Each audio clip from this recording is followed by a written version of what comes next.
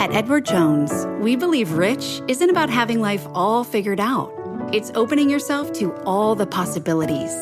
That's why your dedicated financial advisor provides long-term planning built around you, meeting you where you are, and helping you get closer to where you want to be.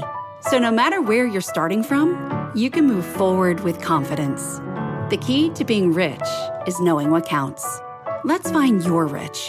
Edward Jones, member SIPC.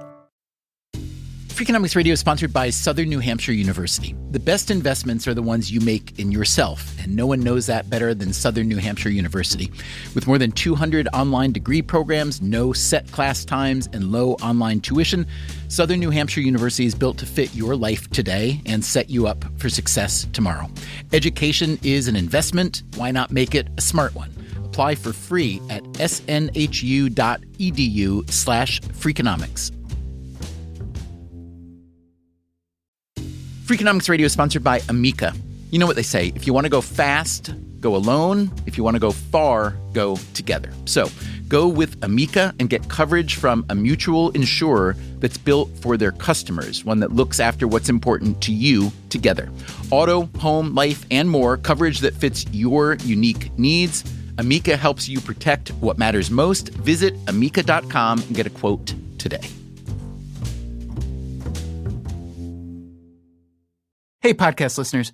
One of the most popular episodes we ever put out was called Freakonomics Goes to College. Actually, it was two of our most popular episodes. It's a two-parter.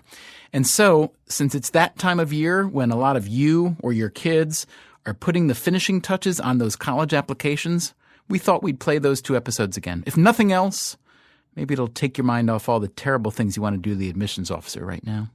Hope you enjoy.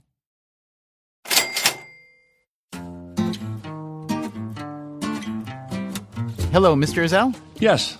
Hi, Stephen Dubner. Nice to meet you. Stephen, nice to meet you. And you won't believe what I'm holding in my hand.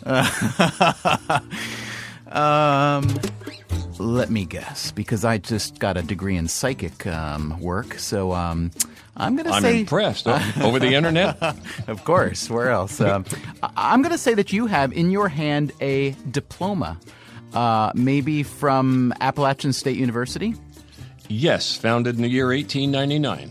And I like their logo down at the bottom. Uh-huh. And what did I get my degree in? Oh, I have no idea. This is a blank. Oh, so it can be whatever I... Sure. You know, I've always wanted to be a vet. Well, if that turns you on, then that's fine. And I'm sure that the animals would have fun with your children. And do you maybe also have a graduate degree from Columbia University as well? The trustees of Columbia University and the City of New York, to all persons to whom these represents may come greeting, be it known that, having completed the studies and satisfied the requirements for the degree of, and it's a blank also. Hot diggity. You know, because I did get a degree in writing there, but I really thought I should have become a doctor instead. So... Hey, you can be whatever you want to be. Remember, I've got 2 MDs.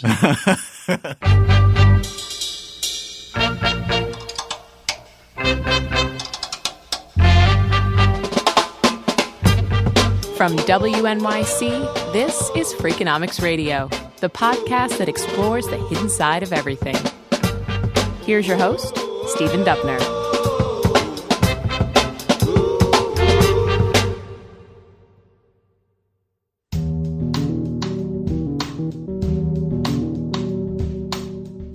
On today's show, we're talking about the value of a college degree. Now, for the record, I really did go to college. I got my undergraduate degree in broadcast journalism, actually, at Appalachian State University, and I got an MFA in writing from Columbia, which is why Alan Ezell brought those particular diplomas to the radio studio. Now, you may be asking, who is Alan Ezell, and how did he get hold of these blank diplomas? Well, he used to work for the FBI. I retired in late 1991, and for 12 years I handled what was called Operation Dip Scam, Diploma Scam, and it was a series of investigations on degree mills, diploma mills throughout the United States, and some were abroad. Now, it should be said, you say that you handled this investigation, but you're being a little modest here. You created this investigation, didn't you? Well, that's true, too. Here's how it started. One day in 1980, an informant came into Ezel's FBI office in Charlotte, North Carolina, and laid a couple of fake college diplomas on his desk. He told Ezel about a man in Greenville, South Carolina, who was selling them. So Ezel made a phone call. He didn't say he was with the FBI. He said he was an accountant, hoping to get a promotion. That first day when you got on the phone with the president of the university in Greenville, South Carolina, what was the name of that university? Southeastern. Southeastern. And was it a real college at all? That word real. Yes, it was. Well, it's a relative term. Yeah. There was a point in time, probably 11 years before that it did have a building. There later came a point in time when they had a fire or something, when it stopped being real in that sense. And then the proprietor started operating the school out of 3 rooms of his house. What was this fellow's name? Dr. Alfred Jarrett. Okay, so you called him up that day. You called up Dr. Jarrett at Southeastern University, and what did you say to him? We negotiated the price for my bachelor's, master's, and doctorate with no work whatsoever. Wait, you bought a bachelor's, master's, and a doctorate all at once?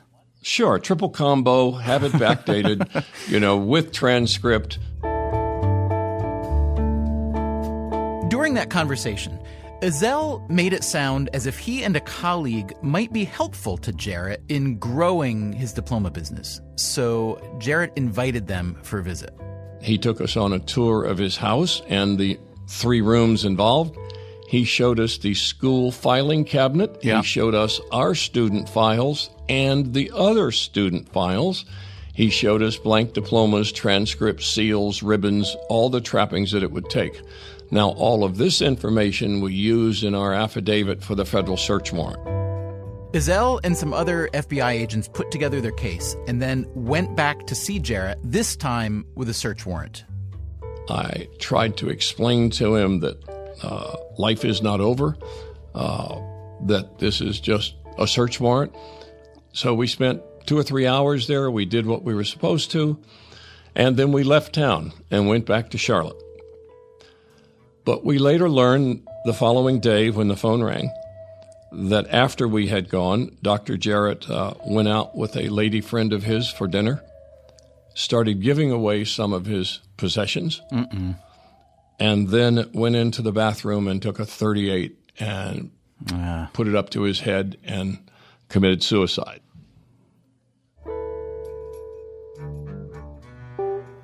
We did not see that coming. I did not see that coming at all. We had not even read all the boxes of stuff that we had. When we did read it, we saw that he had approximately 600 plus graduates over 11 years. We had federal, state, and county employees. We had law enforcement. You name the profession, we had it. And that was Alan Ezel's introduction to the world of fake diplomas. Over the next decade, he helped uncover a huge counterfeit market, companies all over the country doing millions of dollars worth of business. We bought 40 degrees. We had 16 federal search warrants, 19 federal grand jury indictments, about 21 convictions. We dismantled 40 schools and or counterfeit operations. The highest gross revenue that I saw then, and this is pre-internet, was $2 million. Now, after the internet came about, $2 million that I was seeing for a gross revenue is not even pocket change. We're now seeing 36 million, 7 million, 5 million, and the Lollapalooza, the biggest one that we have ever seen, called University Degree Program. And they operated from 98 through about 03. By our calculations, they grossed $453 million, and the paper that they sold will pollute the market for years to come. And what makes it even worse, they sold degrees in anesthesiology, cardiology, dermatology, endocrinology, gastroenterology, neurology, obstetrics, oncology, ophthalmology, pediatrics, psychiatry, radiology, surgery, urology. And I would ask you, where do you think the people are employed that bought degrees in those majors? Well, that's what I want to know, Alan, because if you're saying this one firm grossed $450-some million over, a 5-year period, the average price, let's say, was $1,000, let's say. No, it was more. It was about $2,400, and you had a $500 discount. So let's go in at $2,000. Even so, that's more than 200,000 totally fake degrees. I told you they were the Lollapalooza. And that's one firm. So yeah. I have two questions for you. One is, where the hell are all these fake doctors and how do I stay away from them? And two is, if there are 200,000 roughly from one firm, how many fakes are we talking about in toto? We have no idea. Let me put it this way. The United States, all the colleges and universities in our country, award about 1.3 million degrees a year. Approximately 1% of that, we believe, is the amount of phony degrees that are sold in our country each year. As to where these people are that bought those degrees, we don't have a clue. And I say that because no one in law enforcement, federal law enforcement, chased them. We don't know who they are. We don't know where they're employed. Only occasionally will a graduate flush up. He could be practicing in a hospital. He could have something go awry in a medical procedure, and then they start looking at his credentials and then find out he's a phony. You would be shocked at the number of people that buy this garbage and then put it on their resume and then post this online. When Ezell retired in 1991, Operation Dip Scam ended. And, he says, the FBI pretty much stopped investigating fake degrees. The industry has exploded since then, and today you can buy just about any kind of degree online. There are two basic kinds of operations. One is simply a counterfeiting company, which sells fake versions of real degrees from the university of your choice. The other is a diploma mill, essentially a fake university that issues its own degree, like Southeastern University and Dr. Jarrett. Sometimes a diploma mill will ask you for a resume and award course credits based on your work history. Occasionally, you'll have to do some actual work. I mean, the most I've ever done is 5 pages on a master's, okay? But a lot of the time, you just pay the fee. Smash and grab. Here's my check. Give me my degree. So imagine you've got a low-level job and you want a promotion that requires additional schooling, but you don't want to go back to school. So you tell your boss you're working on a degree at night, and then, a year or two later, you give your boss your new fake diploma. Hey, thanks, Diploma Mill. As of today, there's no federal criminal legislation regarding using diploma mill paper in this regard. You sound as though you're not happy that there is no law against that. Oh, no, I've never been happy. The way you get somebody's attention is with some handcuffs, okay? The threat of a civil fine or embarrassment will not do it. We need a federal law that forbids the diploma mills, non-accredited institutions, institutions that don't have regional or national acceptable accreditation. It should not be this easy. Does it still burn you after all these years of pursuing these guys to know that people are cheating so baldly? Oh, it always has. I mean, I have 2 daughters, one that graduated from University of North Carolina at Chapel Hill, one that graduated from the University of Florida. I have bought counterfeits of both of their school diplomas with transcripts. And I probably paid less than $800 for both. And you can imagine the thousands of dollars to send them to school. No, I cannot take away their level of learning that they had by going to school. But by buying a counterfeit, I can devalue the piece of paper that they walked out with at the end, because it undermines all of our legitimate education. Every one of us that have spent time, money, effort, sweat, all-nighters, it devalues the degrees that we have.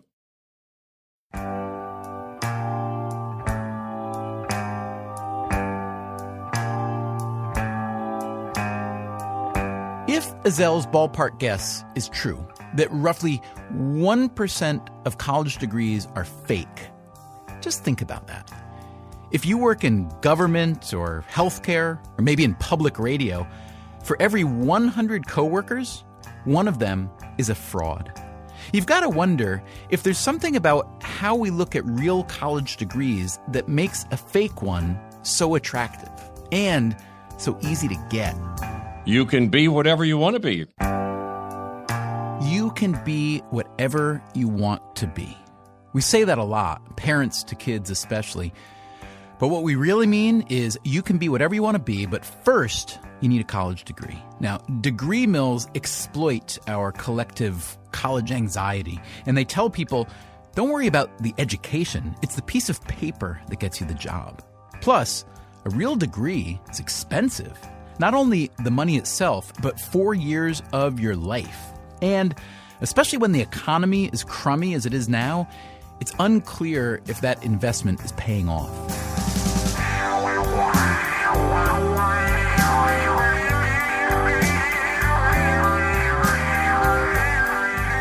Coming up, we'll talk about how much a college degree matters when you work in the White House.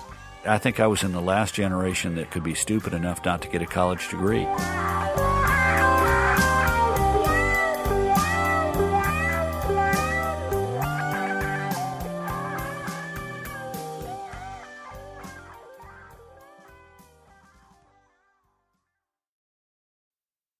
Freakonomics Radio is sponsored by Figure. Did you know that 40% of homeowners own their home outright? If that's you, don't let your equity sit idle. Tap it with a home equity line of credit.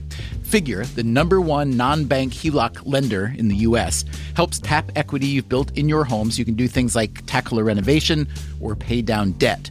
HELOC is a line of credit secured by your home. You can draw what you need, repay, and draw again. Figure offers a 100% online application. Get approved in 5 minutes and funding in as few as 5 days. It's faster than a bank loan and cheaper than a personal loan. Check your rate today without impacting your credit at figure.com/Freakonomics. This post is sponsored by Figure, NMLS ID 1717824. Figure is an equal housing lender. For more information about their licensing, visit nmlsconsumeraccess.org. Figure's HELOC is subject to credit approval and terms apply. Freakonomics Radio is sponsored by Everpure. Data is crucial to businesses, but managing it can create friction, risk, and manual work. Everpure transforms static data into a living system, intelligent, instantly accessible, secure, energy efficient, and ready to perform. Plus, there is zero downtime for upgrades and maintenance. Whether your data is in the cloud, on premises, or at the edge, Everpure makes data management so simple it feels like second nature. Tame your data chaos with Everpure. Visit everpuredata.com to learn more. Freakonomics Radio is sponsored by Southern Company. The world and its energy needs are always changing. Southern Company's commitment to meeting this demand stays the same. That's because Southern Company believes energy is more than a utility, it's what powers possibilities. So they are looking ahead and investing $80 billion in infrastructure upgrades and are committed to fueling growth in ways that benefit all customers so that reliable and affordable energy is accessible for generations to come. Go to southerncompany.com to learn more. Southern Company, building the future of energy.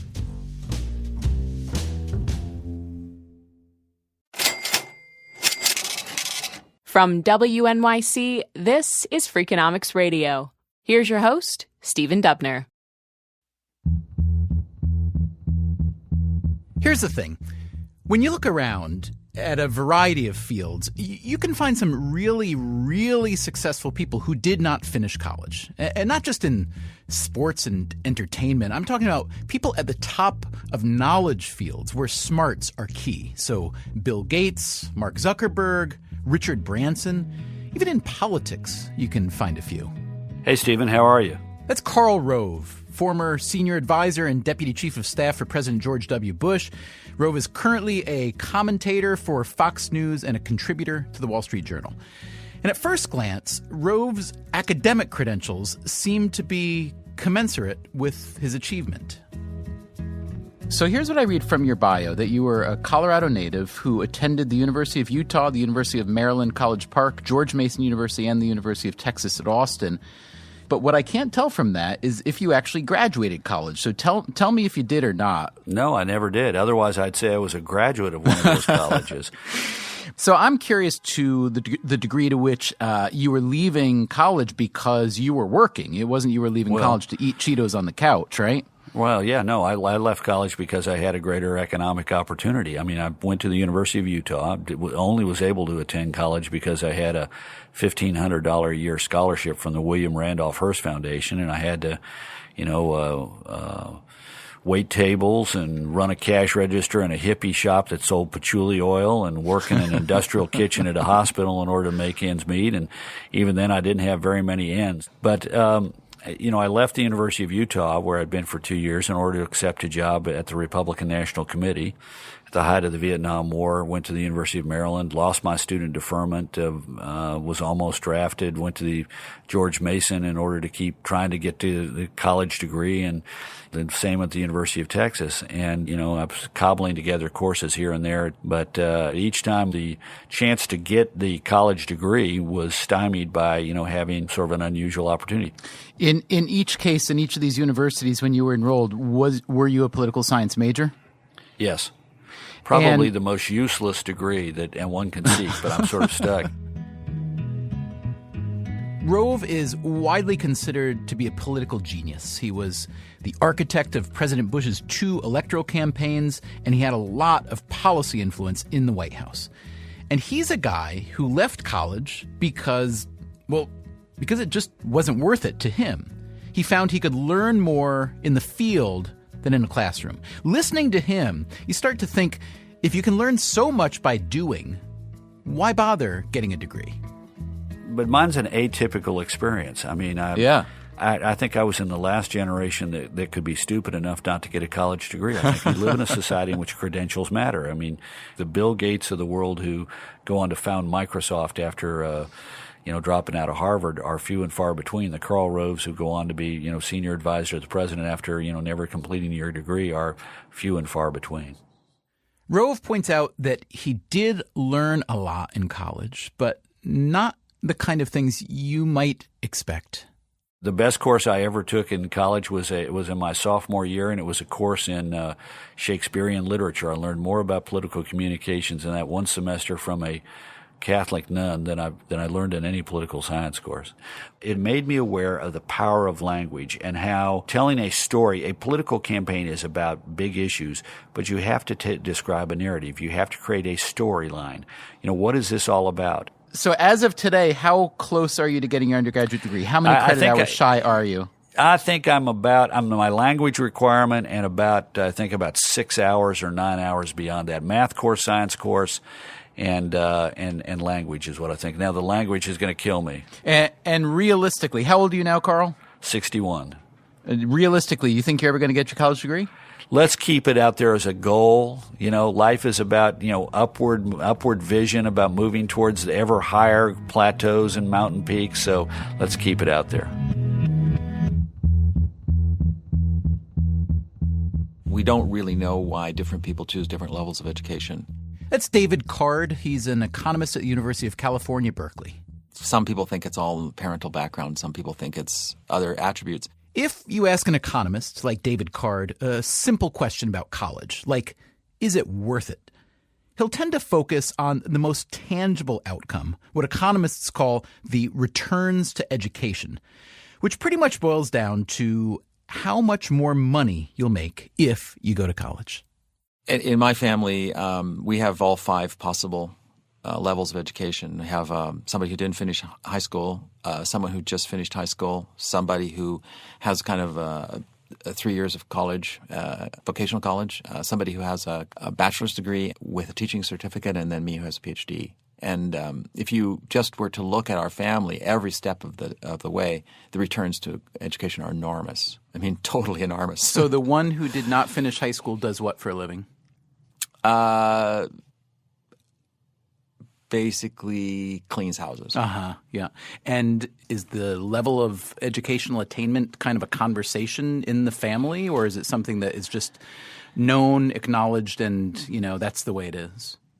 Well, I think like many families, the next generations, people say, well, should we try and convince this kid to go to college or not? Yeah. And it's easy to say, well, look, if you go to college, you're going to have a little bit easier choices to make. Yeah. Once you get through that, things are going to be a lot easier for you. If you don't have – going forward, I think anybody who has kids who can possibly make it through a bachelor's degree should really think of some way to get them through. Yeah. Because I don't see much of a future 20 years from now for the kid who doesn't have that.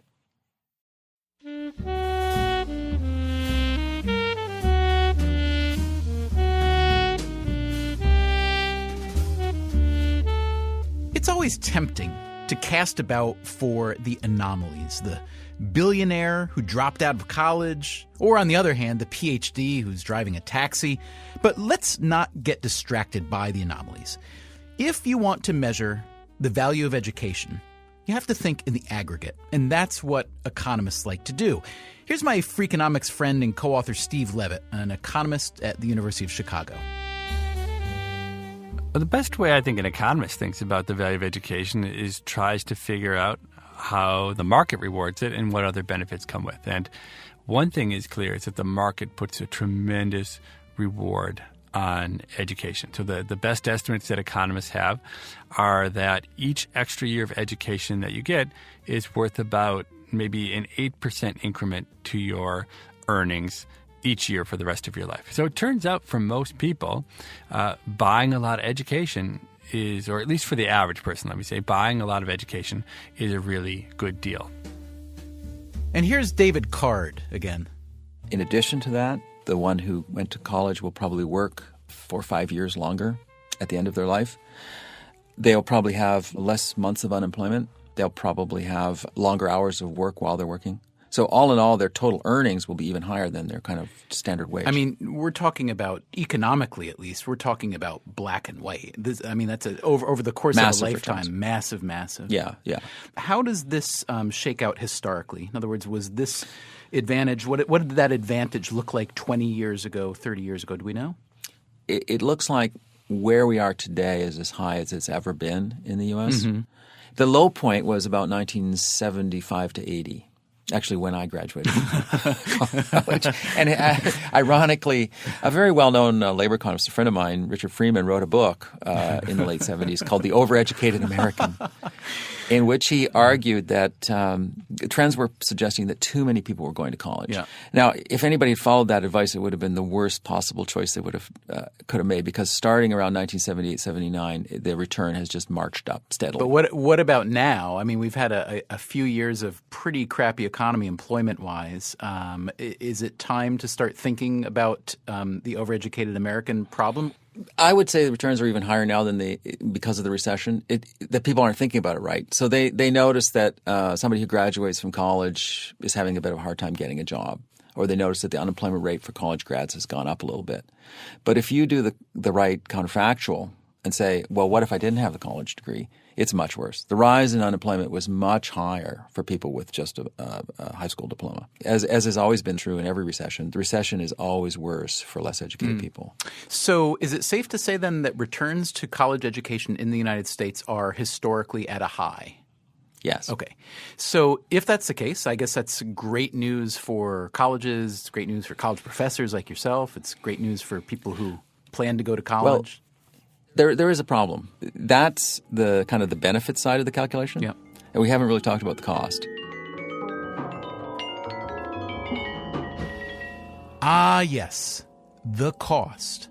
As former FBI man Alan Ezell told us, you can get a fake diploma for a few $100s, but the real deal? Much, much more expensive.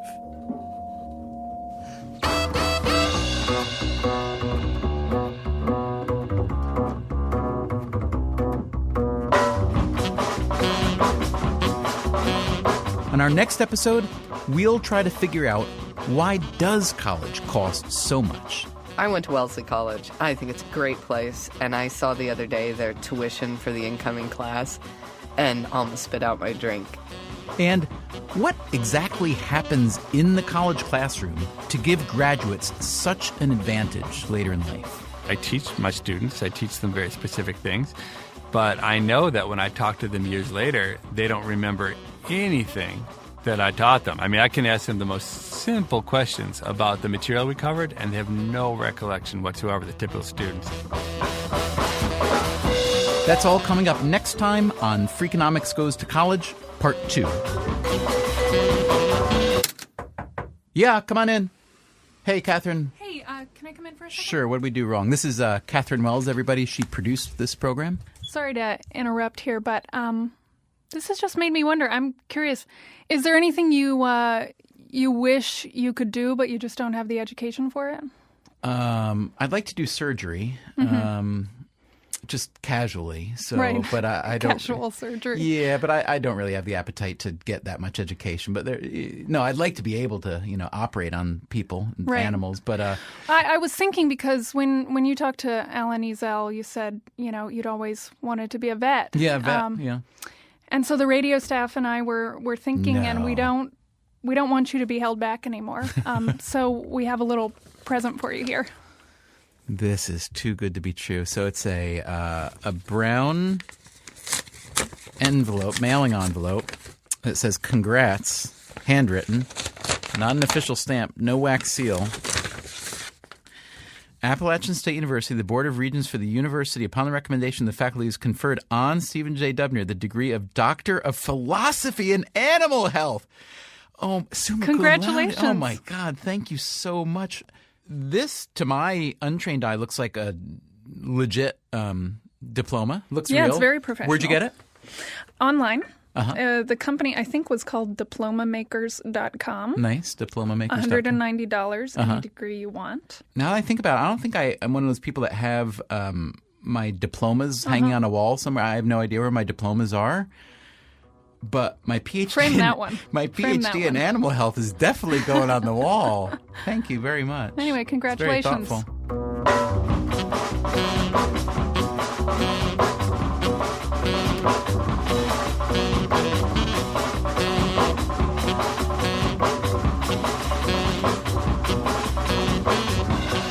Hey, podcast listeners. Next week, you'll hear Freakonomics Goes to College Part 2, in which we try to find out, why does college cost so much?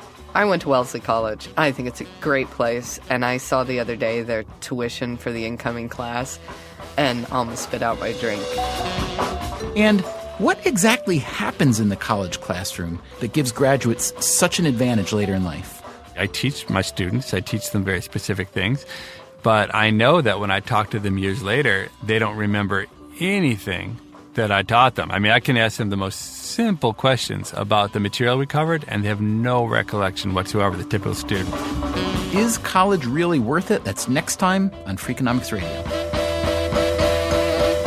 Freakonomics Radio is produced by WNYC and Dubner Productions. This episode was produced by Catherine Wells. Our staff includes David Herman, Greg Rosalski, Greta Cohn, Beret Lamb, Susie Lechtenberg, and Chris Bannon, with engineering help from Merritt Jacob.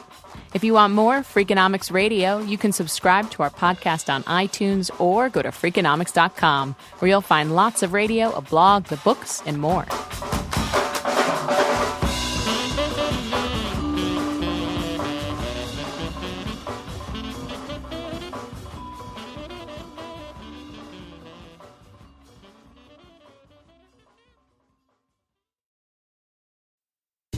Freakonomics Radio is sponsored by Ozempic.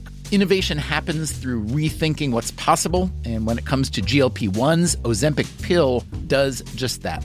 Learn more about Ozempic semaglutide tablets, 4 and 9 milligrams, by calling 1-833-OZEMPIC or visit Ozempic.com to view the medication guide and ask your doctor what's possible with FDA-approved Ozempic pill. Hi, I'm Angie Hicks, co-founder of Angie. From roof repair to emergency plumbing and more, when you use Angie for your home projects, you know all your jobs will be done well. Angie, the one you trust to find the ones you trust. Find a pro for your project at Angie.com. Hi, robot thing. Rotten, soggy egg salad sandwich in lunchbox. Clean? Just use Clorox disinfecting wipes. Glitter slime paper mache explosion? Clean? Also, Clorox disinfecting wipes. Son. Yes. Snot rocketed. Yes. All over Yes. the kitchen counter. Clorox disinfecting wipes. Kills 99.9% of germs without smelling like it. Clorox. Clean feels good. Used as directed.